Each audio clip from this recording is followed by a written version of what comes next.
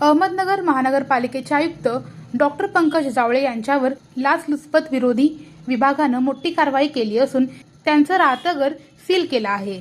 बांधकाम परवानगी देण्यासाठी 8 लाखाची मागणी केल्याच्या आरोपावरून एसबीने त्यांच्यावर कारवाई केली आहे। लिपिक शेखर देशपांडे यांच्यामार्फत लाच मागितल्याचे समोर आलं आहे।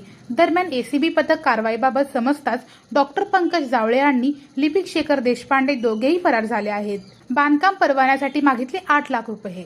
अहमदनगरमधील एका कन्स्ट्रक्शन फर्मला बांधकाम परवाना हवा होता। हा परवाना देण्यासाठी अहमदनगर महानगरपालिकेचे आयुक्त डॉक्टर पंकज जावळे यांनी लिपिक शेखर देशपांडे यांच्यामार्फत संबंधित फर्मकडे तब्बल 8 लाख रुपयाची लाच मागितली।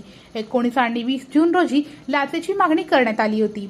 त्यानंतर गुरुवारी ई-लाच स्वीकारण्यात येणार होती। महत्त्वाचं म्हणजे या दोघांनीही गुरुवारी रजा टाकल्याचं माहिती समोर आले आहे। आयुक्तांचं राहतं घर एसीबीनं केलं सील। या प्रकरणातील तक्रार एसीबीकडे गेल्यानंतर एसीबीनं तातडीने कारवाईला सुरुवात केली, परंतु या कारवाईची कल्पना मिळताच हे दोघेही फरार झाले आहेत।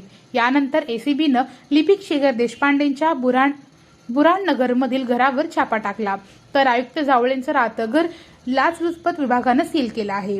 गुरुवारी सकाळी 7 वाजल्यापासून एसीबीने ही कारवाई सुरू केली आहे। या कारवाईबाबत मोठी गुप्तता पाळण्यात आली होती।